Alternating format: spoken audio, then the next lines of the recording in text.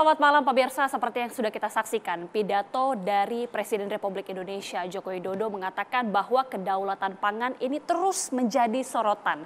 Krisis pangan dan juga terancamnya pangan ini sudah ada berada di depan mata. Bahkan Presiden mengatakan ada sebanyak 20 negara lebih ini sudah enggan sepertinya untuk mengekspor bahan pangan, termasuk diantaranya adalah beras. Ini kemudian menjadi perhatian bersama, tentunya khususnya di Indonesia dari sisi beras. Malam hari ini Indonesia Biz Forum akan membahasnya dengan sejumlah narasumber dengan tema krisis pangan, waspada bahaya kelaparan. Sudah ada sejumlah narasumber yang hadir di studio, saya akan perkenalkan satu persatu. Yang pertama Direktur Bisnis Perum Bulog, Ibu Febi Novita. Ibu Febi, selamat malam. Selamat malam Mbak, apa kabar? Kabar baik Ibu. Berikutnya juga ada ekonom senior Bapak Faisal Basri. Pak Faisal, selamat malam. Selamat malam Mbak. Oke. Dan juga Ketua Umum Koperasi Pedagang Beras Cipinang Bapak Zulkifli Rashid. Pak Zulkifli. Selamat malam Mbak. Oke. Bapak dan juga Ibu, kita sudah menyimak bersama informasi yang tadi juga disampaikan Presiden Joko Widodo mengenai pentingnya menjaga kedaulatan pangan. Saya awali langsung ke Pak Faisal Basri. Krisis pangan sudah di depan mata, negara-negara ini bahkan sudah menutup ekspornya. Ini bagaimana kemudian Indonesia bersiap? Apakah memang impor ini selalu menjadi solusi untuk ketahanan pangan kita? Iya, jadi sudah dari tahun 2007 Indonesia itu mengimpor lebih banyak dari mengekspor pangan. Ya, dengan mudah disebutkan itu. Gandum 100%, ya, kedelai, gula kita pengimpor gula terbesar di dunia 6,4 juta ton. Belum lagi jagung untuk pakan ternak, ya. Sekalipun jagung di Indonesia jalan, tapi ada spesifikasi tertentu yang harus diimpor. Garam kita impor juga, ya. Jadi defisit tahun lalu itu tertinggi kedua setelah tahun 2011. Pada tahun 2011 defisit kita 4,2 miliar US dollar. Tahun 2022 lalu 3,7, tertinggi di era Pak Jokowi. Dan trennya itu memang meningkat dalam 2 tahun terakhir gitu. Jadi sebetulnya signalnya udah banyak ini. Bagaimana kemudian dengan beras Pak Faisal? Kalau beras, data statistik BPS tahun ini sudah 1,6 juta ton diimpor. Padahal tahun lalu kalau saya tidak salah, tolong dikoreksi Bu ya, 400.000 ton saja. Jadi ini sudah diantisipasi, kan sudah disampaikan juga bahwa kita kekurangan kira-kira 2 juta ton. Dan kemungkinan besar 2 juta ton itu terrealisasi sampai bulan Desember, mudah-mudahan ya lancar. Yang belum Oktober, November, Desember ini mudah-mudahan lancar. Karena seperti Pak Jokowi katakan tadi, banyak negara sekarang menahan untuk menjaga kemungkinan terburuk bagi negaranya. Karena negara-negara seperti India, Pakistan kan penduduknya besar sekali dan politiknya tidak stabil. Jadi mereka tidak berani spekulasi. Ini kan kemudian menjadi permasalahan juga Pak. Negara-negara lain menutup keran ekspor mereka, tapi di satu sisi kita sangat membutuhkan beras, stok beras kita juga masih menipis. Ya dari dulu kan kita, ini kan sudah bisa diantisipasi El Nino, perang kan sejak tahun 2022 ya. Jadi harus lebih sigap sebetulnya kita mengantisipasinya. Beberapa kali Business Forum TV One telah mengangkat isu ini dari Bappenas ya, Bappenas, Bulog.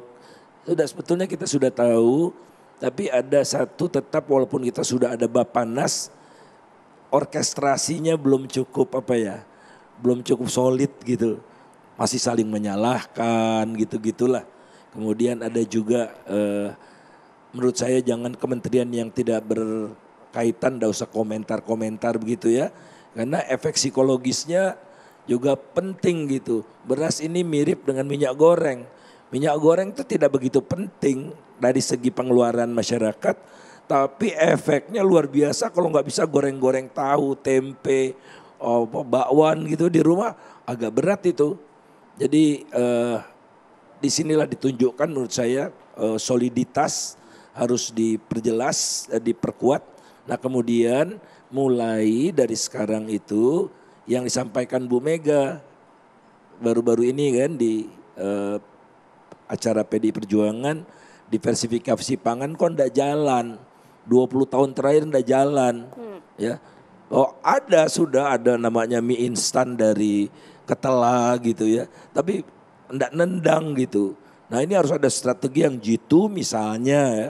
Misalnya yang mengimpor gandum itu misalnya impornya 100, 20 dia wajib untuk mengembangkan substitusi dari gandum gitu kan. Nah, diversifikasi juga jalan. Tapi saat sekarang ini kita jangan ngomong diversifikasi. Ya. Current issue-nya adalah bagaimana kita memenuhi kebutuhan pangan masyarakat, utamanya beras. Bagaimana kemudian memenuhi kebutuhan pangan masyarakat, utamanya beras? Saya langsung kalau gitu ke Pak Zulkifli. Impor kan ini kita sudah banyak, tapi sebenarnya kondisi di pasar sendiri seperti apa? Silakan, boleh digunakan mic-nya, Pak. Terima kasih, Mbak. Sesuai dengan harapan Bapak Presiden dan masyarakat kita yang banyak, pasar sekarang ini sudah mereda dan harga beras pun sudah turun.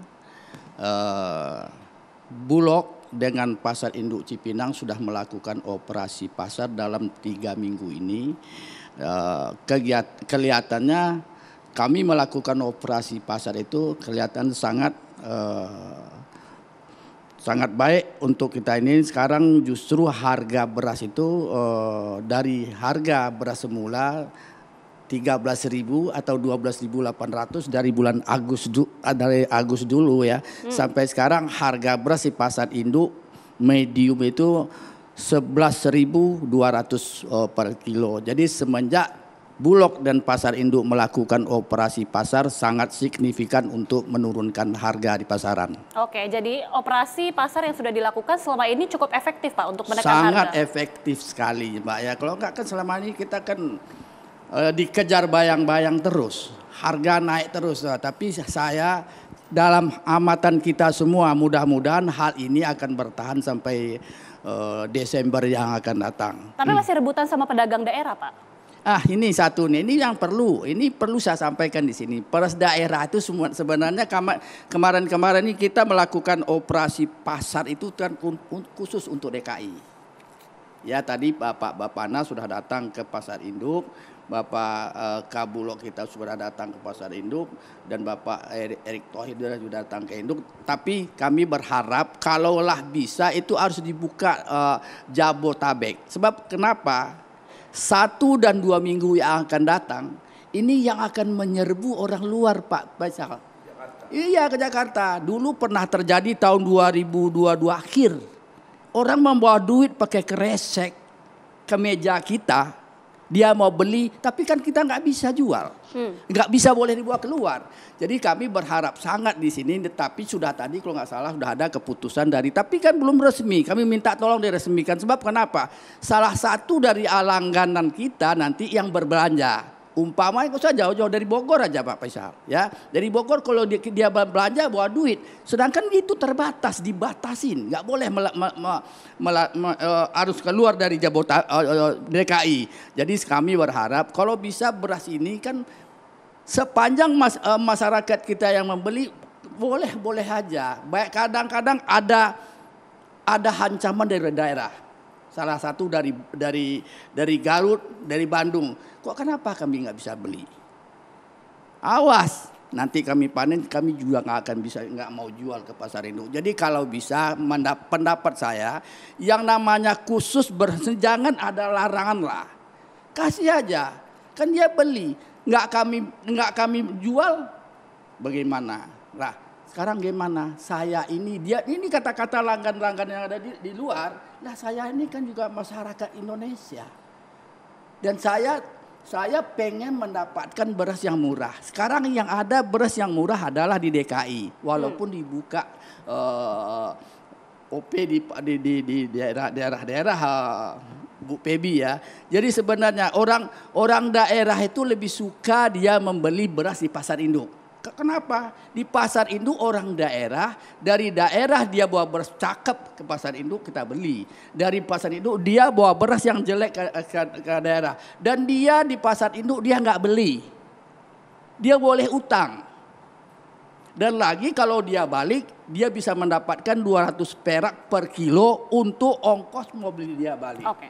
Dan lagi kalau coba ini yang sangat perlu kita ini Mbak ya. Jadi kalau seandainya ada pembatasan saya sangat berat. Kalau bisa hal-hal ini tradisi ini hilangkanlah. Kecuali kita mengirim beras ke Malaysia atau ke Singapura. Itu kan orang kita. Oke, apa alasannya? menjadi pertanyaan juga kenapa ada pembatasan yang dilakukan. Nanti kita akan tanya kepada Ibu Feby karena kan sejauh ini sudah ada kemudian impor yang nanti akan dilakukan. Tapi kenapa harus ada pembatasan juga?